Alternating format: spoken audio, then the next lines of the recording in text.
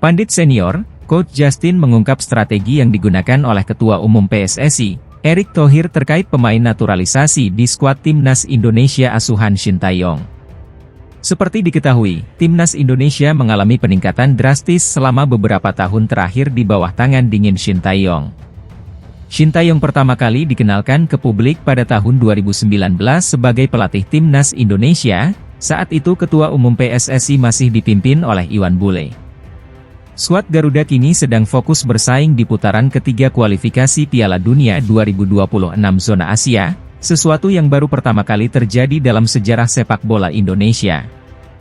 Tak hanya itu, sebelumnya Shin Tae-yong sukses mengantarkan Timnas Indonesia lolos ke 16 besar untuk pertama kalinya dalam sejarah dalam turnamen Piala Asia 2023 yang digelar Januari 2024 lalu.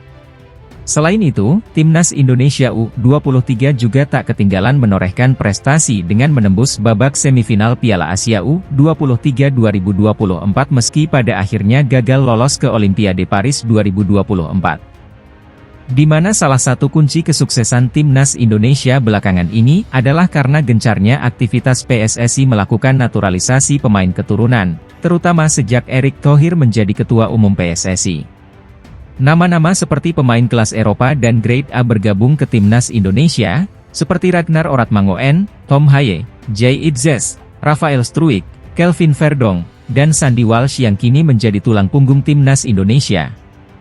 Tak hanya itu, dampak potong generasi yang dilakukan oleh Shin Tae-yong memunculkan pemain-pemain muda berbakat seperti Marcelino Ferdinand, Asnawi Mangkualam, Pratama Arhan, Rizky Ridho dan Hernando Ari. Di dalam kesempatan bincang, pandit sekaligus komentator sepak bola, Coach Justin mengungkap peran Erick Thohir di balik program naturalisasi. Untuk diketahui, pemain naturalisasi masih menjadi perdebatan hangat di publik, lantaran dianggap cara instan dan persaingan ketat pemain lokal di skuad Garuda. Sekarang Malaysia heboh, dulu kan merasa lebih hebat dari kita tuh, sekarang dia mencontoh kita melakukan naturalisasi, dan mereka sudah melakukan naturalisasi. Tutur Helmi Yahya di kanal YouTube R66 Newtics. Menurut Helmi Yahya, pemain yang dinaturalisasi oleh Malaysia merupakan pemain yang biasa saja, tak seperti tim Garuda yang mengambil keturunan kelas Grade A Eropa. Senada dengan pandangan Helmi Yahya, Coach Justin mengungkapkan perbedaan pemain naturalisasi Malaysia dan Timnas Indonesia. Pemain Malaysia yang dinaturalisasi bedanya sama kita, Indonesia, ini hebatnya Erick Thohir, Visia. Dia itu sengaja menaturalisasi banyak pemain muda, sedikit pemain mid-generation, sangat sedikit old generation, paling Tom Haye dan Jordi Amat doang, ungkap Coach Justin. Malaysia menaturalisasi pemain yang sudah main di liganya, praktis tua-tua semua, tuturnya. Coach Justin berpandangan bahwa ini bagian dari proses membangun sepak bola kita, Timnas Indonesia.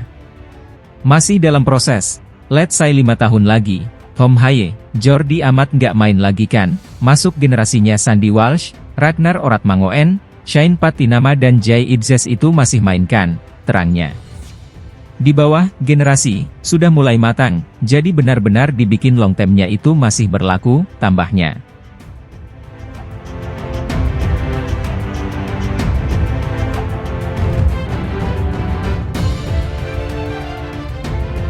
Indra Syafri disorot karena mencoret satu pemain keturunan, Samuel untuk membela Timnas Indonesia U19. Nyatanya Shin Tae-yong juga lebih kejam karena pernah mengabaikan 4 nama. Timnas Indonesia U19 akan mendapatkan beberapa pemain keturunan yang direkomendasikan Indra Syafri.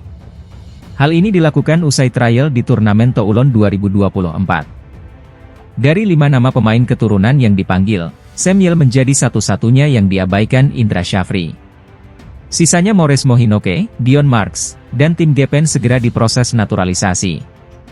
Adapun satu nama lainnya adalah Jens Raven. Penyerang muda ini sudah menjadi WNI dan masuk skuad Piala AFF U19 2024. Indra Syafri disorot karena tidak merekomendasikan Samuel. Kendati begitu, hal ini wajar karena sang pelatih tentu punya kriteria sendiri. Jika dibandingkan Indra Syafri dengan Shin Tae-yong, pelatih asal Korea Selatan tersebut lebih kejam. Pasalnya ada 4 pemain keturunan yang dicoretnya untuk membela skuad Garuda. Mereka adalah Kai Boham, Jim Crockway, dan Max Christoffel. Ketiganya sempat trial dengan timnas Indonesia U19.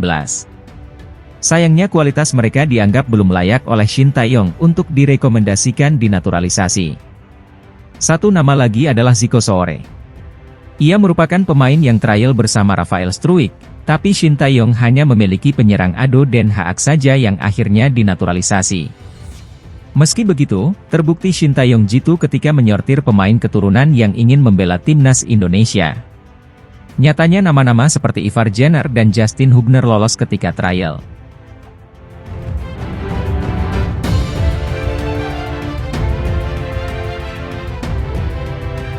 Sebanyak 6 pemain naturalisasi timnas Indonesia yang masih berkarir di Liga 1 musim 2024 hingga 2025 akan diulas Okezone. Pemain-pemain yang disebut di bawah ini pernah menjalani proses naturalisasi untuk mendapatkan warga negara Indonesia, WNI.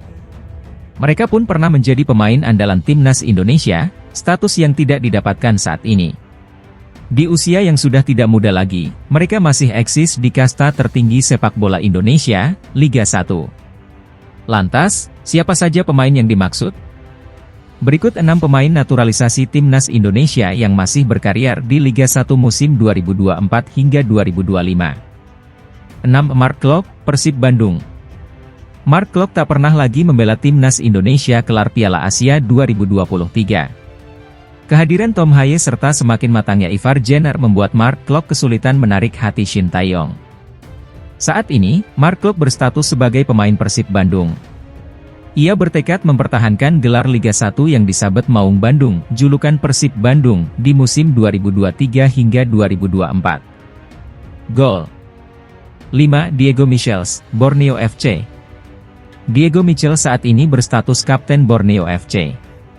Ia memegang 3 caps bersama timnas Indonesia senior, termasuk ambil bagian saat skuad Garuda kalah 0-10 dari Bahrain di kualifikasi Piala Dunia 2014 zona Asia. 4. Ezra Walian, Persik Kediri. Ezra Walian yang dinaturalisasi pada 2017, sempat 3 tahun, 2021 hingga 2024, membela Persib Bandung.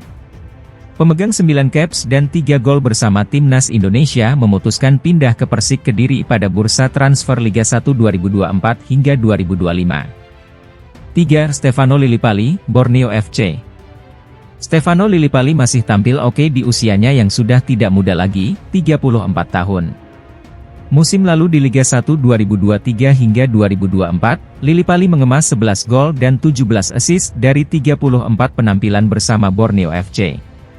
Sayangnya, aksi ciamiknya itu belum cukup membuat Shin Tae-yong kembali memanggilnya ke skuad Garuda. 2. Victor Igbonevo, Persib Bandung. Pemegang 14 caps bersama timnas Indonesia, Victor Igbonevo masih berada di skuad Persib Bandung, meski usianya sudah tidak muda lagi, 38 tahun. Ia diprediksi diplot pelatih Persib Bandung, Bojan Hodak, sebagai pelapis dari Nick Kuipers, Gustavo Franca dan Matteo Kocijan. 1. Beto Goncalves, PSBS Biak. Berusia 43 tahun, penyerang PSBS Biak ini masih berambisi memperkuat timnas Indonesia, sekalipun hanya diperankan sebagai pemain pelapis. Beto Goncalves sebelumnya mencatatkan 12 caps bersama timnas Indonesia dengan koleksi 10 gol.